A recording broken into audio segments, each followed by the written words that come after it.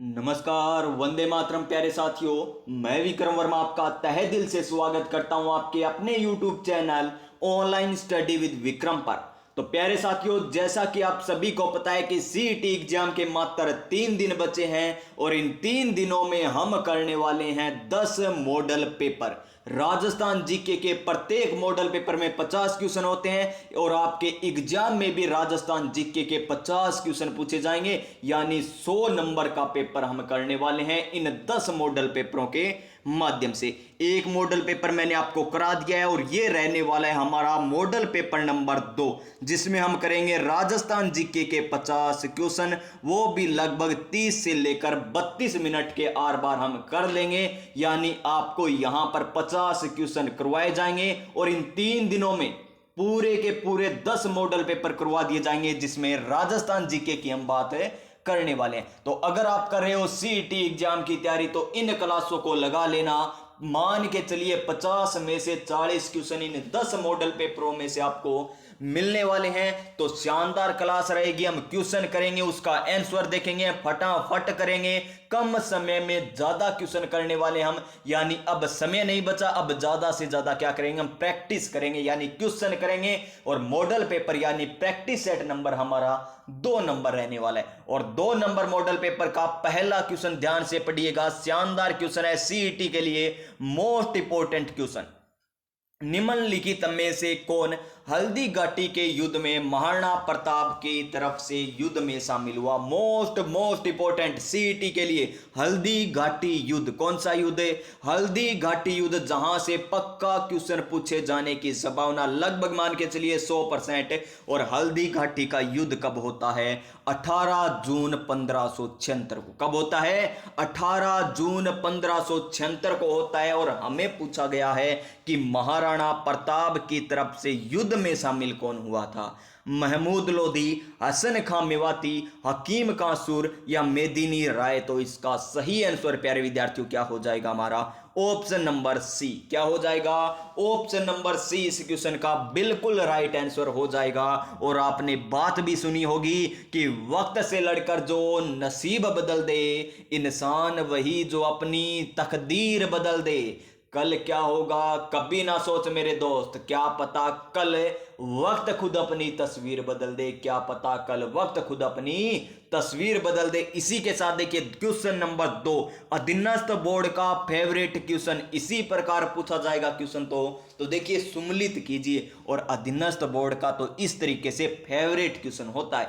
एक तरफ हमें पर्यटन स्थल दे रखे हैं, दूसरी तरफ हमें स्थान या शहर दे रखे हैं और हमको करना है सुमलित। तो कर दीजिए सुमलित। सबसे पहले सोनी जी की नसिया। तो सोनी जी की नसिया कहां पर है? अजमेर जिले में स्थित है। यानी इसमें तो आ गया हमारा 3 नंबर। यानी 1 नंबर में क्या आ गया?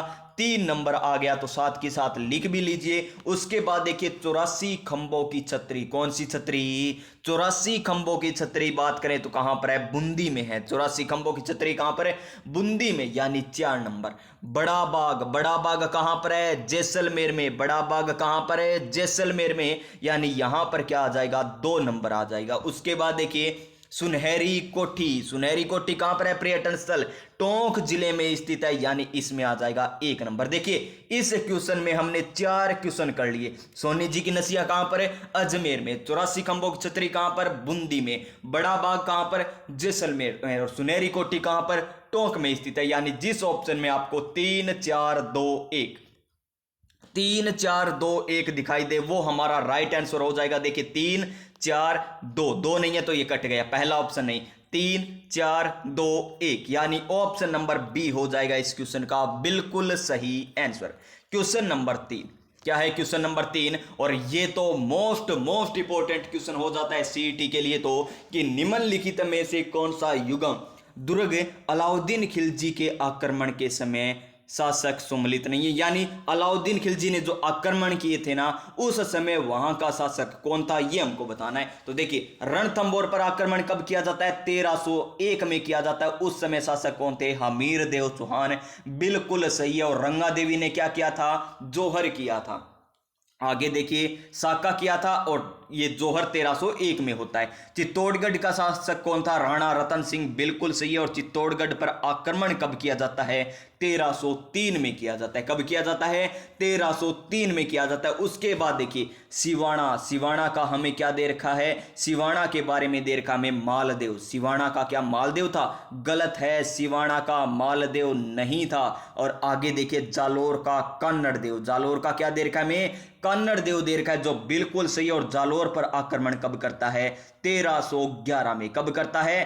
1311 में करता है। और सिवाना का शासक कौन था? शीतल देव था। कौन था? शीतल देव था। देखिए इस क्वेश्चन में भी आपको कितने क्वेश्चन बताए गए हैं। रणथंभौर का शासक हमीर देव था, चित्तौड़गढ़ का शासक राणा रतन सिंह था, सिवाना का शीतल देव, जालोर का कन्नड़ देव। और आक्रमण भी पूछा जा सकता है क्रम से। सबसे पहले रणथंभौर 1301, उसके बाद 1303, उसके बाद सिवाना, उसके बाद 1311 में जालोर पर किया था। यानी इस प्रकार आपको क्रम भी पूछा जा सकता है। क्वेश्चन नंबर 4 को ध्यानपूर्वक पढ़िएगा।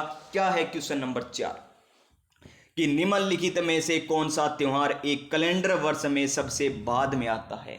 सबसे बाद में इनमें से कौन सा त्योहार आता है? तो होली। होली कब आती है? फागुन महीने में आती है। और फागुन महीने हिंदू कैलेंडर के अनुसार अंतिम महीना होता है। तो इसका सही आंसर ऑप्शन नंबर ए हो जाएगा। गणगौर का त्योहार चैत्र में आता है। रक्षाबंधन कब आती है? सावन महीने में आती है। और कृष्ण जन्माष्टमी कब आती है? कृष्ण जन्माष्टमी की बात करें तो भाद्रपद कृष्ण अष्टमी को आती है। तो इसका सही आंसर हमारा ऑप्शन नंबर ए हो जाएगा। होली सबसे अंतिम त्योहार है। क्वेश्चन नंबर 5 देखिए राजस्थान पॉलिटी का क्वेश्चन कि राजस्थान राज्य मानवाधिकार आयोग के अध्यक्ष और वर्तमान में कौन है? मूल छंगानी हैं। ये आपको करवा रखे हैं। वर्तमान में कौन? क्या तो आयोग के अध्यक्ष एवं सदस्यों का चयन समिति में निम्न में से कौन नहीं होता? उस समिति में कौन नहीं होता? तो मुख्यमंत्री, गृह मंत्री, विपक्ष का नेता या राज्यपाल। तो कौन नहीं होता है? वो राज्यपाल नहीं होता उस समिति में। नियुक्ति तो किसके द्वारा की जाती है?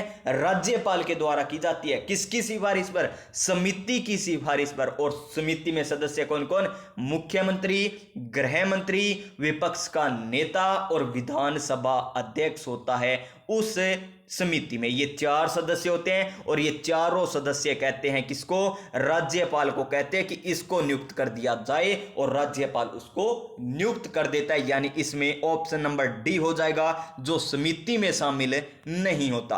क्वेश्चन नंबर 6 क्या है? क्वेश्चन नंबर 6 विख्यात लोक नाटककार नानूराम किस ख्याल से संबंधित है? लोक नाटककार नानूराम और दूलिया राणा की बात करें तो ये किससे संबंधित है? ये संबंधित हो जाएंगे नानूराम और दूलिया राणा शेखावाटी से। किससे? शेखावाटी से। यानी ऑप्शन नंबर ए। तुर्रा कलंगी ख्याल कहां की? चित्तौड़गढ़ की। जयपुरी ख्याल जयपुर की। और कुचामनी ख्याल कुचामन की। Next question, question number 7 Rao जेतसिरो छंद ग्रंथ की रचना किसने की थी? राव जेतसिरो छंद की रचना किसने की थी? तो ये की थी बिट्ठू सुजा ने। किसने की थी? बिट्ठू सुजा ने राव जेतसिरो छंद की रचना की। यानी इस क्वेश्चन का राइट आंसर हमारा ऑप्शन नंबर ए हो जाएगा। क्वेश्चन नंबर 8 क्या है? क्वेश्चन नंबर 8 निम्न में से कौन सा युगम लोक देवता और उनकी माता, लोक देवता और उनकी माता के बारे में पूछा गया कि सुमलित नहीं है? ये हमको बताना है। तो 1 नंबर देखिए तेजा जी। तेजा जी की माता का नाम राम प्यारी। क्या बिल्कुल सही है? जी श्रीमान, ये तो सुमलित है ही नहीं। तो तेजा जी की माता जी का क्या नाम था? राम कंवरी था। क्या नाम था? राम कंवरी उनकी माता का नाम था। और रामदेव जी की मेणा दे माता, और पाबू जी की कमला देवी माता थी, और गोगा जी की बात्सल देवी माता का नाम था। तो इसमें सुमलित कौन सा नहीं है? 1 number Teja ji. Option number A हो जाएगा इसका बिल्कुल सही आंसर। क्वेश्चन नंबर 9 सुमलित कीजिए। अधीनस्थ बोर्ड के फेवरेट क्वेश्चन। एक तरफ हमें संप्रदाय, दूसरी तरफ हमें गद्दी दे रखी है यानी स्थान। तो बिश्नोई संप्रदाय की बात करें तो मुकाम बीकानेर। जसनाती संप्रदाय की बात करें तो कतरिया सर बीकानेर। दादूपंथी संप्रदाय देखें तो नरेना में इसकी पीठ है। और राम सनई संप्रदाय की सिंहथल में है। और राम सनई की कितनी शाखाएं? 4 शाखाएं। कौन कौन सी? सारे सिख 4 शाखाएं आ गई ना। सा से सापुरा, रे से रेण, सी से सिंहथल, ख से खेड़ापा। तो इसमें कौन सा आंसर होगा? जिसमें 4, उसके बाद हमारा फिर क्या आया? 1 नंबर, उसके बाद क्या आया? 2 नंबर, उसके बाद आया 3 नंबर। यानी 4, 1, 2, 3 जिस ऑप्शन में दिखाई दे वही हमारा सही आंसर हो जाएगा तो देखिए 4, 1, 2, 3, ऑप्शन नंबर सी हो जाएगा इसका सही आंसर। क्वेश्चन नंबर 10, और क्या है क्वेश्चन नंबर 10 है, मांडो की पाल किस खनिज के उत्पादन हेतु प्रसिद्ध है? मांडो की पाल, तो मांडो की पाल किसके लिए है? ये है फ्लोराइट के लिए। किसके लिए? फ्लोराइट के लिए। ऑप्शन नंबर बी क्या हो जाएगा? Option number B. और याद किस प्रकार रख सकते हैं? मांडो, मार मांडियो के लिए फल ले, के लिए फल, यानी मांडो की पाल fluorite, fluorite, option number B. Next question, question number 11, Munshi Devi Prasad ने किसको राजस्थान का अबुल फजल की संज्ञा दी है? राजस्थान का अबुल फजल किसको कहा जाता है? तो राजस्थान का अबुल फजल कहा जाता है मेहनौत नैन्सी को। किसने कहा था? मुंशी देवी प्रसाद ने। अब आपसे पूछा जा सकता है किसी भी प्रकार क्वेश्चन कि मुंशी देवी प्रसाद ने मेहनौत नैन्सी को क्या संज्ञा दी थी? राजस्थान का अबुल फजल। राजस्थान का अबुल फजल मेहनौत नैन्सी को किसने कहा? तो मुंशी देवी प्रसाद ने कहा था। तो इस तरीके से आपको क्वेश्चन घुमाकर भी पूछा जा सकता है। ऑप्शन नंबर ए। क्वेश्चन नंबर 12, क्या है? राजस्थान के किस भाग में मिश्रित पतझड़ वाले वन पाए जाते हैं? मिश्रित पतझड़ वाले वन कहां पर पाए जाते हैं? तो इसका देखिए ऑप्शन नंबर 1, उदयपुर, चित्तौड़गढ़, सिरोही, बूंदी। तो यही हो जाएगा इस क्वेश्चन का बिल्कुल सही आंसर। उदयपुर, चित्तौड़गढ़, सिरोही, बूंदी में मिश्रित पतझड़ वाले वन पाए जाते हैं। क्वेश्चन नंबर 13, क्या है? किस चित्र शैली में पशु पक्षियों की बहुतायता रहती है? पशु पक्षियों की बहुतायता कौन से में रहती है? नाथद्वारा शैली में। नाथद्वारा शैली की बात करें तो नाथद्वारा कहां की है? राजसमंद की। कहां की? राजसमंद की। और यहां की तो पिछवाई कला प्रसिद्ध है। क्या? पिछवाई कला प्रसिद्ध है। उसके बाद देखिए बूंदी चित्र शैली, और बूंदी चित्र शैली में क्या है? पशु पक्षियों की बहुतायता मिलती है, यानी ऑप्शन नंबर बी हो जाएगा इसका बिल्कुल सही आंसर। बीकानेर चित्र शैली में अधिकतर आपको मुस्लिम चित्रकार मिलेंगे जो अपने चित्र के नीचे अपना नाम और क्या लिखते थे? दिनांक लिखा करते थे। और जयपुर चित्रशैली जयपुर की है। क्वेश्चन नंबर 14, नर्मदा नहर परियोजना से लंबावित राजस्थान के जिले हैं। नर्मदा नहर से कौन से जिले लंबावित होते हैं? तो हनुमानगढ़, गंगानगर गलत है। चूरू, झुंझुनू गलत हो जाएगा। जोधपुर, नागौर गलत है। तो जालोर और बाड़मेर, जालोर और बाड़मेर नर्मदा नहर परियोजना से क्या होते हैं? लंबावित होते हैं, यानी option number D. Question number 15, Rajasthan की रुंडित सरिता किस नदी को कहा जाता है? रुंडित सरिता किस नदी को कहा जाता है? घग्गर नदी को? नहीं। घग्गर नदी को तो नट नाली, राजस्थान की मर्त नदी, राजस्थान का शोक कहा जाता है, जो एकमात्र अंतरराष्ट्रीय नदी है। क्योंकि ये पाकिस्तान तक जाती है ना, इसलिए अंतरराष्ट्रीय नदी हो गई। और ये घग्गर नदी हनुमानगढ़, बीकानेर में यहां पर रहती है प्यारे विद्यार्थी। और देखिए बाणगंगा की बात करें, बाणगंगा जयपुर में, और बनास नदी कहां पर है? बनास नदी हो जाएगी उदयपुर में। और ये देखिए रूपारेल नदी, रूपारेल कहां पर? अलवर में। और रुंडित नदी हम किसको कहेंगे? रुंडित नदी कहते हैं बाणगंगा नदी को, जो कहां से उद्गम होता है? विराट की पहाड़ियों से। ऑप्शन नंबर बी हो जाएगा इसका बिल्कुल सही आंसर। क्वेश्चन नंबर 16, लोक नाट्य रूप से रम्मत किस क्षेत्र में संबंधित है? रम्मत कहां की प्रसिद्ध है? तो बीकानेर और जैसलमेर की। यहां पर हमें ऑप्शन दे रखा है बीकानेर, आचार्यों का चौक, बीकानेर की प्रसिद्ध है Rammat, option number C. Question number 17, Rajasthan के किस भाग में शुष्क खेती प्रचलित है? शुष्क खेती कहां पर की जाती है? यहां पर बाड़मेर, जैसलमेर, जोधपुर यहां पर की जाती है, यानी पश्चिमी राजस्थान में। तो देख लीजिए ऑप्शन नंबर डी, पश्चिमी भाग इसका सही आंसर आ जाएगा। क्वेश्चन नंबर 18, निम्नलिखित में से कौन सा युग्म वाद्य यंत्र या प्रकार सम्मिलित नहीं है? वाद्य यंत्र के बारे में पूछा गया है। बपंग की बात करें तो बपंग क्या है प्यारे विद्यार्थियों? बपंग एक तत्वाद्य यंत्र है। क्या? बिल्कुल सही है, बपंग एक तत्वाद्य यंत्र है। सिंगी, सिंगी क्या है? एक सुशीर वाद्य यंत्र है। यह भी बिल्कुल सही देर का है। और देखिए तासा, तासा क्या है? अवनद वाद्य यंत्र है। ये भी बिल्कुल सही दे रखा है। लेकिन नड़ है ना वो घन नहीं, तो कौन सा है? सुशीर वाद्य यंत्र है, यानी इसमें कौन सा सुम्मिलित नहीं है? ऑप्शन नंबर डी सुम्मिलित नहीं है, यानी असुम्मिलित हमें दे रखा है, option number D. Question number 19, क्या है क्वेश्चन नंबर 19 हमारा, निम्नलिखित संतों में से किसने अपने लेखन में मेवाती बोलियों का प्रयोग नहीं किया। मेवाती बोलियों का प्रयोग नहीं किया था लालदास जी ने, चरणदास जी ने, सहजोबाई ने या सुंदरदास जी ने। तो इसका सही answer option number C Sundardas ji हो जाएंगे, जिन्होंने अपने लेखन में मेवाती बोलियों का प्रयोग नहीं किया था। और यूथ कंपटीशन टाइम के मॉडल पेपर हैं ये, और आप मंगवा भी सकते हो सीईटी 10+2 के लिए। ग्रेजुएशन के लिए अब कुछ नहीं पढ़ना, बस ये मॉडल पेपर लगा लीजिए आप। तो देखिए नेक्स्ट क्वेश्चन कि निम्न में से कौन मराठा आक्रमण के खिलाफ हुरडा सम्मेलन में जुड़े थे। यानी हुरडा सम्मेलन, और कब होता है हुरडा सम्मेलन, 17 जुलाई को, और कहां पर, भीलवाड़ा नामक स्थान, भीलवाड़ा में होता है हुरडा नामक स्थान पर। और इसकी अध्यक्षता किसने की थी, मेवाड़ शासक जगत सिंह ने। किसने की थी, मेवाड़ शासक जगत सिंह द्वितीय के द्वारा। तो ये तो शामिल थे सवाई जय सिंह, ये भी शामिल थे। और देखिए आगे बात करें, आगे क्या दे रखा है हमें, जसवंत सिंह द्वितीय, तो ये शामिल नहीं थे। तो महाराजा अभय सिंह, ये भी शामिल थे। यानी ABD, इसका सही आंसर क्या हो जाएगा हमारा, ऑप्शन नंबर सी हो जाएगा ABD। क्या हो जाएगा, ऑप्शन नंबर सी।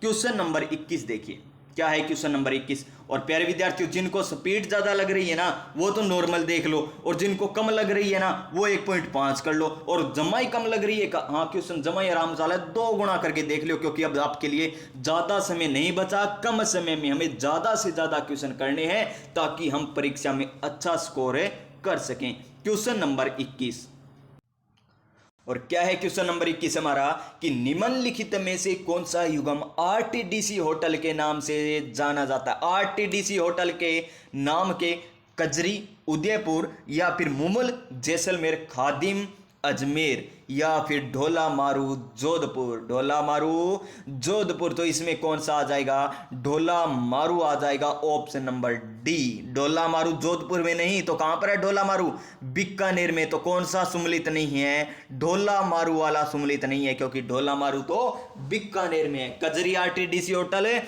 उदयपुर में, मुमुल है जैसलमेर में, खादिम अजमेर में मेरे प्यारे विद्यार्थियों। तो चलिए नेक्स्ट क्वेश्चन देखते हैं, क्वेश्चन नंबर 22। और क्या है क्वेश्चन नंबर 22 हमारा, ये देखिए अधीनस्थ बोर्ड के फेवरेट क्वेश्चन, हस्तशिल्प और दूसरी तरफ स्थान। हमें बताना है कि कौन सा सुमलित नहीं दे रखा है। मामा जी के घोड़े, मामा जी के घोड़े तो कहां पर है, मामा जी के घोड़े तो जालोर में है। मामा जी के, मामा घोड़ा ला कर देता है तो हम लोग जलते हैं ना, तो जालोर आ जाएगा। लोग जलते हैं तो जलने दो, मामा जी के घोड़े तो लाकर ही रहेंगे। आगे देखिए दाबू, दाबू प्रिंट की बात करें तो अकोला चित्तौड़गढ़, यानी दाबदुआ अकेलो मिलते ही नहीं तना चित्त मारूंगा, यानी अकोला चित्तौड़गढ़ याद रख लीजिए। ला का काम लक्ष्मणगढ़ और इंद्रगढ़। और अजरक और मल्लीर प्रिंट की बात करें तो बाड़मेर की प्रसिद्ध है। तो कौन सा सही नहीं है इसमें, ऑप्शन नंबर ए, मामा जी के घोड़े वसंतगढ़ सिरोही दे रखा है, जो गलत दे रखा है। कहां के मामा जी के घोड़े, जालोर के हैं। और प्यारे विद्यार्थियों ये क्वेश्चन लगा लीजिए CET के लिए, और 60% प्लस नंबर ले आइएगा। बड़े ही शानदार क्वेश्चन है। तो प्यारे विद्यार्थियों की रख हौसला, वो मंजर भी आएगा, प्यासे के पास चलकर समंदर भी आएगा। थक्कर ना बैठे मंजिल के मुसाफिर, मंजिल भी मिलेगी और मंजिल पाने का मजा भी आएगा। तो प्यारे विद्यार्थियों थक्कर मत बैठिए, 10 मॉडल पेपर आने वाले इसी प्रकार। दूसरा मॉडल पेपर चल रहा है हमारा, इसी प्रकार 3 दिनों में 10 के 10 करवा दिए जाएंगे। और साथ के साथ अगर टाइम रहा ना हमारा तो आपको इंडिया जीके और करवा दिया जाएगा। ये लीजिए, एक इंडिया जीके के मॉडल पेपर है ना वो भी करवा दिए जाएंगे। मान के चलिए 5 तो करवा ही दिए जाएंगे आपको, 5 तो मॉडल पेपर और करवा ही दूंगा इंडिया जीके के। तो ये क्वेश्चन देखिए कि भारत में एकमात्र ठाकुर केसरी सिंह भाट ऐसे व्यक्ति हैं जिन्होंने भारत माता की दास्ता की श्रृंखला को काटने के लिए अपने समस्त परिवार को स्वतंत्रता के युद्ध में झोंक दिया। के कथन किसने कहा था। ये कथन किसका है, तो ये कथन है रास बिहारी बोस का। किसका, रास बिहारी बोस का ये कथन है, यानी ऑप्शन नंबर बी हो जाएगा इस क्वेश्चन का बिल्कुल सही आंसर। क्वेश्चन नंबर 24, रूसी कथाओं के राजस्थानी अनुवाद गजबने, नाम तो सुना ही होगा, गजबने। गजबन के लिए सोवियत लैंड नेहरू पुरस्कार किसे दिया गया? ये गाना वो है गजबन पानी न चाली, यानी गजबन के लिए सोवियत लैंड नेहरू पुरस्कार किसे दिया गया है? तो किसे दिया गया है? ये कोमल कोठारी को दिया गया, यानी option number B. Option number B हो जाएगा क्वेश्चन नंबर 25। क्या है क्वेश्चन नंबर 25 हमारा कि गवर्नर जनरल बेंटिंग ने अजमेर में देसी राजाओं को दरबार कब आयोजित किया था? देसी राजाओं का दरबार कब आयोजित किया था? तो ये किया था 1832 ईस्वी में, यानी ऑप्शन नंबर ए। क्या आ जाएगा?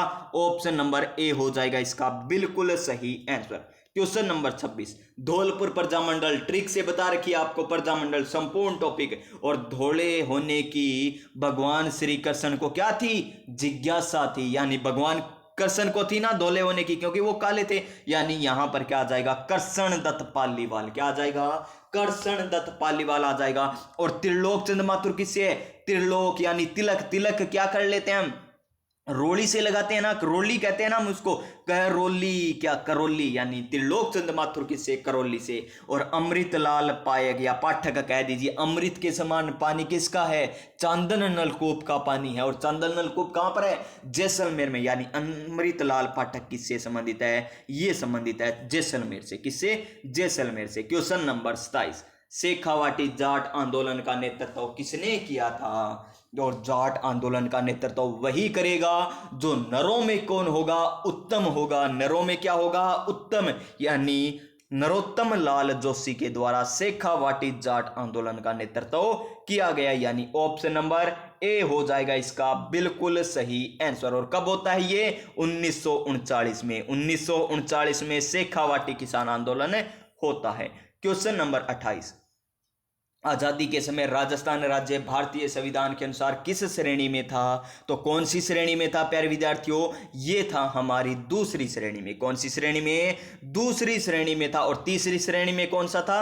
अजमेर मेरवाड़ा था। अजमेर मेरवाड़ा तीसरी श्रेणी में, और ये राजस्थान दूसरी श्रेणी में स्थित था। Option number B. Question number next, सामाजिक एवं राजनीतिक चेतना के लिए स्वामी दयानंद ने राजस्थान में पहली यात्रा कब की थी? राजस्थान में पहली यात्रा कब की थी? ये हमको पूछा गया है। तो कब की? जून 1865 में। कब की थी? जून 1865 में। और कौन से जिले में? करौली जिले में। कौन से जिले में? करौली जिले में अपनी पहली यात्रा जून 1865 में की थी प्यारे विद्यार्थियों। नेक्स्ट क्वेश्चन देखिए, क्वेश्चन नंबर 30, मेवाड़ में आर्य समाज की स्थापना किसने की थी? मेवाड़ आ गया यानी राजस्थान, तो मेवाड़ में आर्य समाज की स्थापना किसके द्वारा की गई थी? विष्णुलाल पांड्या, राधा किशन शर्मा, गोपीनाथ शर्मा या कन्हैया लाल जादम के द्वारा? तो ये की गई थी विष्णुलाल पांड्या के द्वारा। ऑप्शन नंबर ए। क्या हो जाएगा? ऑप्शन नंबर ए। नेक्स्ट क्वेश्चन, क्वेश्चन नंबर हमारा 31 नंबर, क्या देर का है? एकीकरण। और एकीकरण तो टॉपिक पूरा करवा रखा आपको ट्रिक के साथ। तो देखिए पहला, दूसरा, तीसरा इसमें चरण दे रखे हैं और एक तरफ दिनांक दे रखे हैं। सबसे पहले 18, 25, 18, 30, 15, 26। तो लिख लीजिए 18, 25, 18, 30, 15, 26, 30, 15, 26, 30, 15, 26, 1, 30, 15, 26, 1, ये है ना। तो देख लीजिए तीसरा चरण क्या कह रहा है? 18 अप्रैल को। देखिए तीसरा चरण, पहला, दूसरा, तीसरा, ठीक है, 18 तारीख तो सही है। तारीख देख लीजिए पहले, उसके बाद सन देखेंगे। फिर क्या कह रहा है? चतुर्थ चरण 30 मार्च, 30 ठीक दे रखा है। पंचम चरण देखिए 30 के बाद 15 है, 15 है, ठीक है। षष्ठम चरण 26 है, बिल्कुल सही है। उसके बाद क्या ट्रिक थी? मामा अम्मा मंजन करो। मामा, माँ, माँ, माँ, ऐसे अप्रैल आ जाएगा, मार्च, मई और फिर जनवरी। ये भी क्या दे रखे हमें? सही दे रखे, लेकिन गलत क्या दे दिया यहाँ पर है? गलत दे दिया सन। क्या दे दी? सन गलत हमें दे रखी है, क्योंकि चतुर्थ चरण 1948 में नहीं 1949 में आता है। पहले 3 तो 1948 में, उसके बाद 2 किस में? 49 में। कितने हो गए? 5। छठा किस में आएगा? छठा आ जाएगा 50 में, और सातवां आ जाएगा हमारा 56 में। यानी याद है ना आपको? 3 48, 2 49, 1 50, 1 56, 1 50, 1 56। तो इसमें गलत कौन सा? ऑप्शन नंबर बी हमें गलत दे रखा है, तो इसका right answer option number B हो जाएगा। Option number B. Question number next, Rajasthan राज्य की अंतरराष्ट्रीय सीमा की लंबाई कितनी है? ये रिपीट हुआ है क्वेश्चन प्यारे विद्यार्थियों। टोटल लंबाई पूछे, अंतरराष्ट्रीय और राष्ट्रीय लंबाई, अंतरराष्ट्रीय और राज्य लंबाई की बात करें तो 5920 है। यानी राजस्थान इस प्रकार है ना, मान के चलिए इसी प्रकार राजस्थान है। तो देखिए ये तो आ गई 1070 पाकिस्तान के साथ, 1070 पाकिस्तान के साथ। यहां से लेकर पंजाब से लेकर जो कहां तक लगती है, यहां तक है गुजरात के साथ सीमा लगती है, वो कितनी है? 4800, कितनी है? 4850 है, 4850। अंतरराज्य पूछे 4850, अंतरराष्ट्रीय पूछे 1070, टोटल पूछे 5920। हमें क्या पूछा? अंतरराष्ट्रीय पूछा है, तो इसका सही आंसर ऑप्शन नंबर ए हो जाएगा। क्वेश्चन नंबर 33 क्या है? क्वेश्चन नंबर 33, कर्क रेखा राजस्थान के निम्नलिखित में से किन जिलों से होकर गुजरती है? तो दो जिले हैं, कौन कौन से? डूंगरपुर और बांसवाड़ा, डूंगरपुर और बांसवाड़ा से होकर गुजरती है। ऑप्शन नंबर बी क्या हो जाएगा इसका सही आंसर? ऑप्शन नंबर बी हो जाएगा। और कितनी लंबाई है कर्क रेखा की राजस्थान में? याद है ना, 33 किलोमीटर।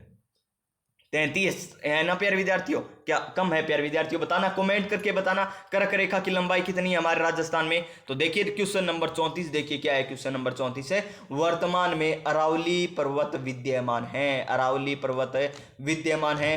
क्या है? वलित पर्वतमाला के रूप में, संग्रहित पर्वतमाला के रूप में, अवशिष्ट पर्वत के रूप में। तो इसका सही आंसर हमारा अवशिष्ट पर्वत के रूप में ऑप्शन नंबर सी आ जाएगा। क्या आ जाएगा? Option number C. और अरावली को कितने भागों में बांटा गया? 3 भागों में बांटा गया। कितने? कौन कौन से? उत्तरी, मध्य और दक्षिणी, उत्तरी, मध्य और दक्षिणी। और अरावली की सर्वोच्च चोटी कौन सी? गुरु शिखर, जिसकी ऊंचाई कितनी? 1722 मीटर है, 1722 मीटर। क्वेश्चन नंबर 35, राजस्थान में बोराट का पठार स्थित है। सारे पठार करवा रखे हैं। उड अब भौरा ऊपर, ये ट्रिक बताई थी ना, उड अब भौरा ऊपर, ये ट्रिक भी आपको बता रखी है। और पहाड़ियों की भी ट्रिक बता रखी है कि गुरु से दिल जरा चले कम लगा, ये भी आपको ट्रिक बता रखी है। यानी सब कुछ करवा रखा है। अब तो हमारा रिवीजन चल रहा है। और सीटी 10+2 की तैयारी और करना चाहते हो ना, तो आपको जो क्लासे करवा रखी है ना प्रीवियस ईयर क्वेश्चनों की, वो लगा लीजिएगा। एक भी क्वेश्चन बाहर नहीं आएगा राजस्थान जीके का कि राजस्थान में बोराट का पठार स्थित है। तो कहां पर है राजस्थान में बोराट का पठार है? ये है कुंभलगढ़ और गोगुंदा के बीच, ऑप्शन नंबर ए। और राजस्थान का सबसे ऊंचा पठार कौन सा? उड़िया। कौन सा? उड़िया। यानी उड़ेगा वो ऊंचा ही होगा ना, तो उड़िया का पठार सबसे ऊंचा। और कहां पर? सिरोही में। उड़िया का पठार है सिरोही में स्थित है। क्वेश्चन नंबर 36, सिरोही जिले में त्रिव ढाल युक्त उबड़ खाबड़ पहाड़ियों को स्थानीय भाषा में क्या कहते हैं? तो क्या कहते हैं स्थानीय भाषा में? वो कहते हैं हम भाकर। क्या कहते हैं? भाकर कहते हैं। ऑप्शन नंबर बी क्या हो जाएगा? Option number B. Question number 37 क्या है? क्वेश्चन नंबर 37 कि वाक्कल वत्रक मेसवा हतवती, वाक्कल वत्रक मेसवा हतमती किसकी सहायक नदियां हैं? तो किसकी है मेरे प्यारे विद्यार्थियों? क्या माही की है? नहीं है माही की। तो क्या जाखम की है? नहीं। सोम की है? नहीं। ये सोम माही तो खुद माही की सहायक नदियां, तो साबरमती की सहायक नदियां हैं। ऑप्शन नंबर सी हो जाएगा इसका बिल्कुल सही आंसर।